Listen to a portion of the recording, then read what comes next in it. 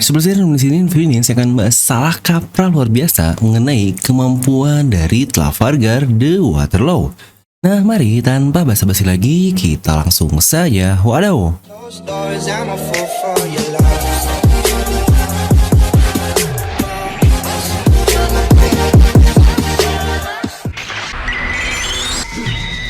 Nah, seperti biasa, sebelum lanjut video ini jangan lupa untuk tetap subscribe dan juga nyalakan bel notifikasinya ya.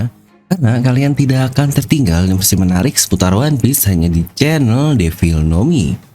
Sudah pastikan sebelum kalian komen atau apapun, kalian menonton video sampai habis, jadi tidak ada informasi yang miss dan juga yang setengah-setengah. Oke, kali ini kita akan bahas mengenai satu karakter yang dianggap tiba-tiba power up luar biasa.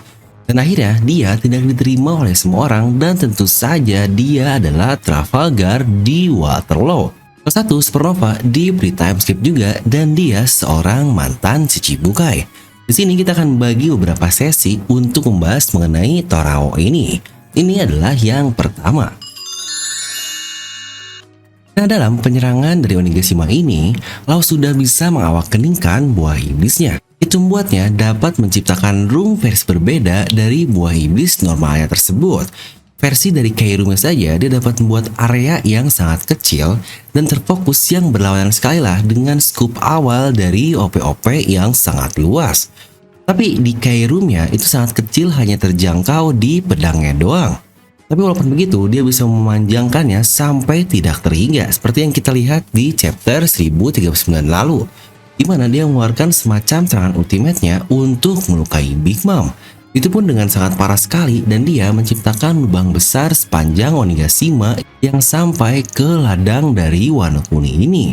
Ini sebenarnya seperti serangan singkat yang dilakukan oleh Torao, tapi lihat bahkan skala serangan ini benar-benar out of the world banget. Skala yang cukup mirip seperti yang dia lakukan di Bang Hazard lalu. Bedanya itu tidaklah terfokus dan yang sekarang ini lebih terfokus kalian melukai Big Mom separah itu. Nah, lalu dari situ sebenarnya langsung banyak yang merasa jika Lau ini di buff abis-abisan dan dikasih power up yang sangat gila oleh Oda Sensei. Karena dia bisa bertarung melawan Big Mom yang dibandingkan ketika kita melihat Lau melawan Doflamingo di Dressrosa lalu. Tapi sebenarnya banyak sekali orang yang melupakan konteks di balik pertarungan Doflamingo ini, di mana mental Torao pada saat itu benar-benar sangat rusak sekali. Ingat masa lalu yang Torao ini punya dan ingatan kelam yang ada tentang Doflamingo. Ini mungkin di sebuah serial shonen, emosi dan yang lain-lainnya seakan-akan tidak berguna dalam force scaling atau pertarungan.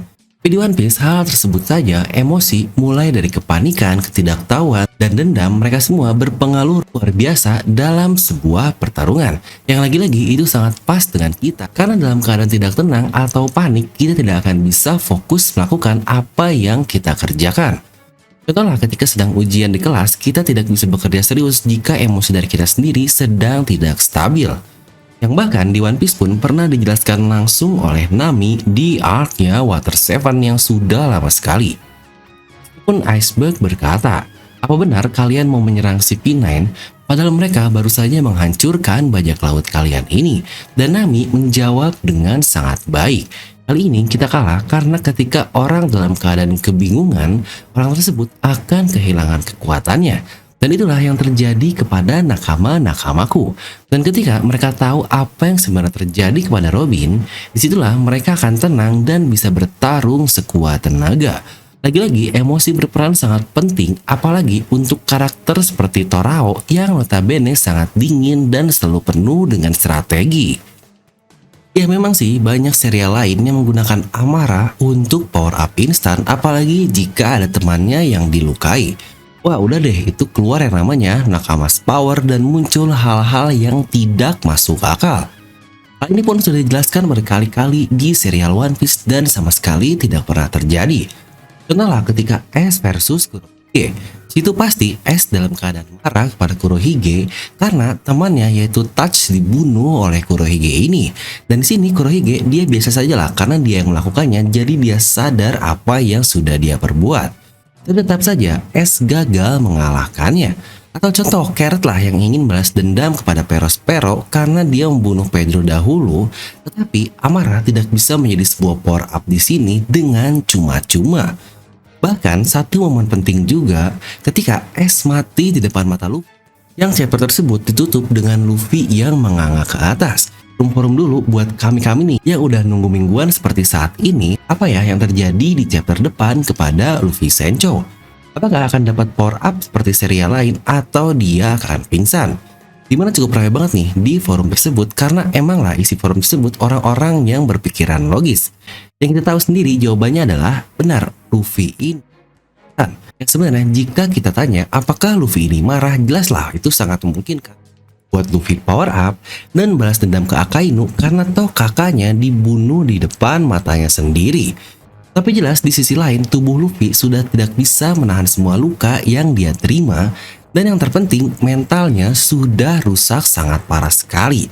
Dan akhirnya Oda melakukan hal yang sangat baik dengan cara membuat Luffy pingsan. Ini benar-benar nice move banget dari Oda Sensei. Karena power up seperti serial lain itu sudah sangat tidak masuk akal sekali.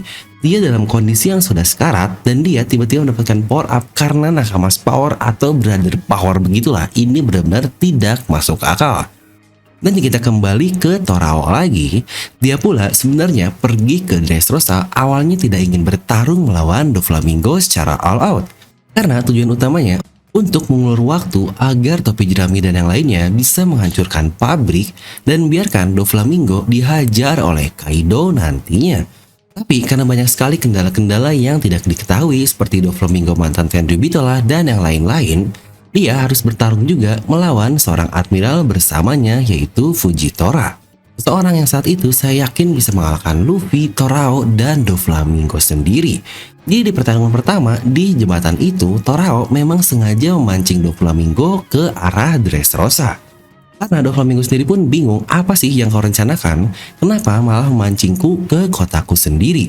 Lalu di pertarungan fase keduanya, Torao pun melawan Doflamingo dengan treble alias itu tag team mereka melawan satu orang. Jadi jika, lagi-lagi jika ya, karena ini tidak akan terjadi, maka saya mengandai-andai saja, jikalau bertarung melawan Doflamingo tanpa adanya emosi mental yang dia punya dahulu terhadap Corazon, Torao akan bertarung dengan sangat baik di sana. Titik kalah dari Torao adalah saat dia membiarkan Dovi memutus tangannya karena tidak melakukan apapun saat itu.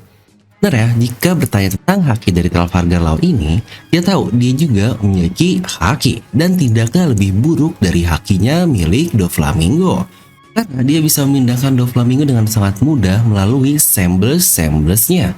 Yang Taro sendiri pun katakan di rooftop, dia tidak bisa memindahkan Big Mom atau Kaido karena haki mereka yang jauh lebih kuat dibandingkan dirinya. Semua dari sisi kemampuan, tapi dari sisi narasi pun dia dan Kid adalah orang yang nantinya akan paling dekat dengan Luffy di penghujung cerita ini. Lagi-lagi, orang tidak suka jika Torao ini terlalu banyak di buffnya dan bisa bertarung melawan Big Mom di sini. Padahal sebenarnya Luffy sendiri, aduh ini udah bosen nih, saya bilang berkali-kali. Bahwa Luffy sendiri di satu hit kayak yang dia sudah bisa bertarung one on one hanya dalam waktu 2 minggu saja latihan. Ya memang menarik sih jika Oda melihatkan latihannya, tapi mau di cerita ini kalau kebanyakan cerita latihan doang. Terutama untuk not karakter utama seperti Babang Torao tersebut. Terakhir, satu hal penting juga nih yang perlu kita highlight juga adalah Torao melakukan pertarungannya melawan Big Mom ini di tag team dengan Eustace, yang berarti dia tidak bisa mengalahkannya jika 1 versus 1. Serta ada faktor juga Big Mom yang menerima semua serangan dari awal mau dari Kid atau dari Torao. Jadi jelas Big Mom terluka juga cukup parah apalagi terhadap serangan awak kening dari Torao ini yang bisa saya bilang itu adalah salah satu serangan one hell of attack. Karena dapat melukai bagian dalam tubuh, jadi faktor terlalu percaya diri yang dimiliki oleh Big Mom ini jadi senjata makan tuan karena pasti dia tidak menyangka akan separah itu. Yang akhirnya kita lihat di serangan Torao terakhir, Big Mom sampai segitu ketakutannya menerima serangan awak kening dari puncture wall-nya tersebut. Ya saya pun mengerti tidak akan bisa menerima fakta dan menelannya dengan mudah. dibandingkan dengan Luffy yang mendapatkan buff luar biasa di puncak sana. Tapi kalian juga harus menerima fakta bahwa Oda sendiri lebih peduli terhadap narasi sebuah cerita yang dia buat dibandingkan hanyalah masalah power scaling atau adu kekuatan saja. Itu bukanlah One Piece banget lah jika masalah adu kekuatan A lebih kuat dari B, maka A lebih kuat dari C. Karena jika kita mau logis-logisan masalah kekuatan, bocah kayak Luffy yang masih hijau seperti itu bisa mengalahkan seorang seperti Kaido dengan segudang pengalaman dari usia kecilnya. Banyak pertarungan-pertarungan legenda seperti God Valley, kabur dari Pang Hazard versus Kozuki Oden, itu saja orang yang sangat-sangat luar biasa. Jadi jika Kaido kalah oleh bocah hijau seperti Luffy ini, itu salah sebenarnya.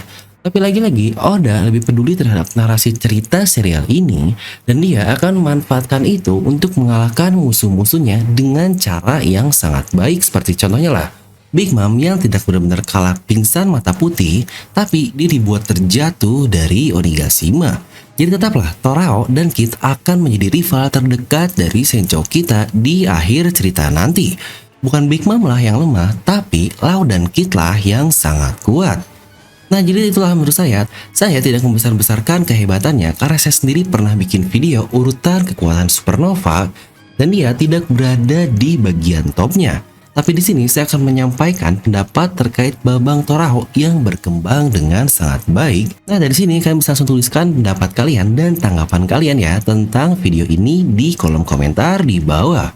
Nah serta buat kalian juga yang ingin merchandise level Nami, terutama buat kalian yang suka dengan Babang Zoro yang selalu nyasar lah kemana-mana. Di sini DNM.Merch mempunyai edisi khusus Babang Zoro yang selalu tersesat, di mana terdapat 6 desain baru terkait Babang Zoro Juro yang tersesat melulu. Dimana kalian bisa lihat lah di gambar tersebut ada 6 desain menarik yang bisa kalian pilih dan harganya pun sangat terjangkau dimulai dari 90.000 saja. Dimana dengan pembukaan dari arc kedua Lost ini pastinya ada promo pembelian. Jadi buat kalian yang pingin, kalian bisa langsung klik link di deskripsi di bawah ya. Kalian bisa langsung terhubung ke WA, Tokopedia, atau bisa langsung ke Shopee juga. Jadi jangan lupa untuk klik link di deskripsi video, terutama buat pecinta Babang Zoro Juro. Jai.